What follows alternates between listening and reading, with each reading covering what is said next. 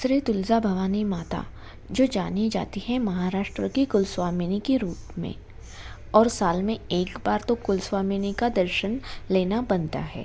तुलजा भवानी माता का मंदिर उस्मानाबाद ज़िले के तुलजापुर गांव में स्थित है। यहाँ आने के लिए नियरेस्ट रेलवे स्टेशन है उस्मानाबाद या सोलापुर। तुलजापुर उस्मानाबाद से 20 किलोमीटर और सोलापुर से 40 किलोमीटर की दूरी पे है। लेकिन Solapur is the central place from where you can visit 4 pilgrim destinations, जो है तुलजापुर, अक्कलकोट, गांगणापुर और पंढरपुर। तो हमने हमारी जर्नी मुंबई से शुरू की सिद्धेश्वर एक्सप्रेस से। सुबह के 7 बजे तक हम सोलापुर पहुंच गए। स्टेशन के बाहर आते ही तुलजापुर जाने के लिए आपको ऑटो, टमटम, टैक्सी या कार के कई सारे ऑप्शंस मिल जाएंगे। लेकिन हमने सोलापुर में एक होटल बुक की फ्रेश होने के लिए। उसके बाद हम ब्रेकफास्ट करके तकरीबन 8:30 बजे तुलजापुर जाने के लिए निकल पड़े। हमने सोलापुर से तुलजापुर और अक्कलकोट जाने आने के लिए कार बुक की थी। तुलजापुर हम 10 बजे तक पहुंच गए। यहाँ आप जितना जल्दी पहुंचोगे उतना जल्दी दर्शन होगा। 10:30 बजे के बाद भीड़ पड़ने लगी थी। मंदिर के बाहर कई सारे पुजारी आपको उनसे पूजा, ओटी अर्पण और आरती करवाने के लिए आग्रह करेंगे। इनकी दक्षिणा तकरीबन 250 रुपये होती है। तुलजा भवानी माता का यह मंदिर महाराष्ट्र के 3.5 शक्तिपीठों में से एक शक्तिपीठ कहलाता है। माना जाता है कि तुलजापुर का यह मंदिर यादवकालीन है और माता के दर्शन से और उनकी दिल से पूजा करने से सारे मनोरथ पूर्ण होते हैं। माता के दर्शन करने के बाद हम तकरीबन 12:30 बजे पहुंच गए अक्कलकोट, श्री स्वामी समर्थ महाराज जी का दर्शन करने। श्री स्वामी समर्थ जी को श्री गुरुदेव दत्त का तीसरा अवतार माना जाता है। स्वामी जी के भक्तों में स्वामी जी का एक मंत्र बहुत ही माना जाता है, भिऊ नको मी तुझा पाठीशी आहे, मतलब डरो मत, मैं तुम्हारे साथ हूँ। स्वामी जी ये भी कहा करते थे कि अकल से खुदा पहचानो। शायद इसीलिए इस जगह का नाम अक्कलकोट पड़ा हो। इस बरगद के पेड़ के नीचे स्वामी जी तप साधना किया करते थे।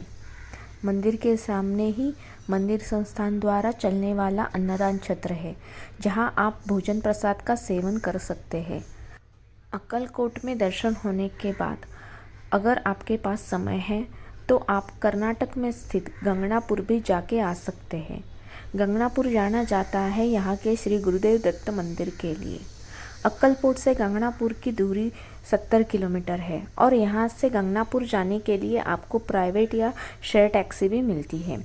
अगर आप यहाँ आने के लिए प्लान कर रहे हैं तो आपके लिए कुछ टिप्स बता रही हूँ। एक दिन में आप तुलजापुर, अक्कलकोट और गांगनापुर करके सोलापुर से रात की ट्रेन या बस से वापस लौट सकते हैं, या फिर आप सुबह सोलापुर या उस्मानाबाद आके तुलजापुर और अक्कलकोट में दर्शन करके पंढरपुर आ सकते हैं और रात में पंढरपुर से ही ट्रेन या बस से लौट सकते हैं।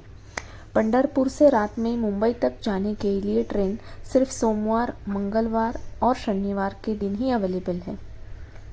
आमतौर पर तुलजापुर में दर्शन के लिए 1 से 3 घंटे लगते हैं।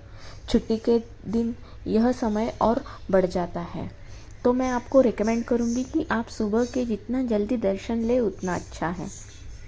माता के दर्शन के लिए ऑनलाइन या ऑफलाइन पास लेना अनिवार्य है।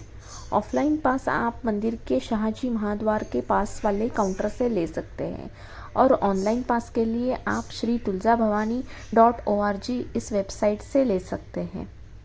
यहाँ 2 प्रकार के दर्शन के पास होते हैं। एक जो देंगी पास कहलाता है, जिसके लिए आपको 100 रुपये पर पर्सन देने होते हैं, लेकिन आपका दर्शन 30 मिनट या से 1 घंटे में हो जाता है। और दूसरा ऑप्शन है फ्री पास। उसमें धर्म दर्शन और मुख दर्शन के ऑप्शंस होते हैं। धर्म दर्शन 2 फीट की दूरी से और मुख दर्शन 10 फीट की दूरी से होता है। सोलापुर का सिद्धेश्वर मंदिर बहुत ही प्रसन्न और खूबसूरत है। यहाँ के श्री सिद्धेश्वर महाराज का दर्शन अवश्य करें। सोलापुर को टेक्सटाइल हब कहा जाता था। यहाँ की फुलगम चादरें बहुत फेमस हैं। यहाँ के स्पेशल फूड आइटम्स है जवार की रोटी या भाकरी, खारा मटन, सिंगदाने की सूखी चटनी और भरली वांगी। तो ये था मेरा एक्सपीरियंस इन सोलापुर। इसी के साथ मैं Neeta signing off. Thank you.